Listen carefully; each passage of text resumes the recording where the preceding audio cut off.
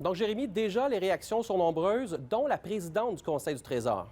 Effectivement, Sonia Lebel qui a déclaré il y a quelques minutes par voie de communiqué que l'offre gouvernementale reflète l'objectif de Québec d'être un employeur actif. Elle dit également que les ententes de principe auxquelles nous sommes parvenus sont responsables, équilibrées et en adéquation avec la volonté des Québécois.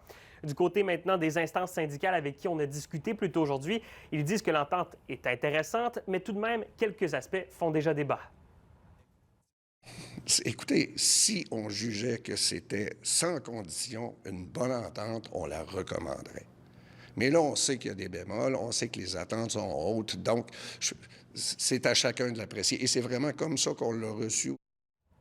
Et les membres qui vont voter jusqu'au 19 février. Mais la rentrée scolaire, elle, ne va pas attendre, c'est dans moins de 48 heures.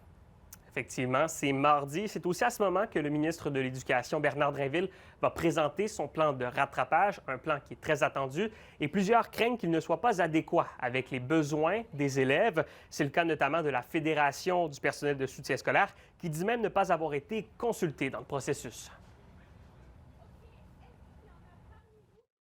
Quand j'ai encore énormément de gens qui font entre 15 et 25 heures par semaine, qui pourraient être davantage sur le terrain pour répondre aux besoins là, criants qu'il va y avoir là, à l'arrivée des élèves le 9 janvier. On a hâte de voir le plan du ministre pour s'assurer qu'on soit capable de travailler ensemble et de trouver une façon, mais on ne le connaît pas.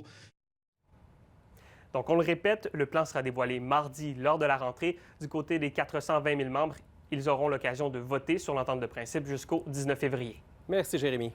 Au revoir.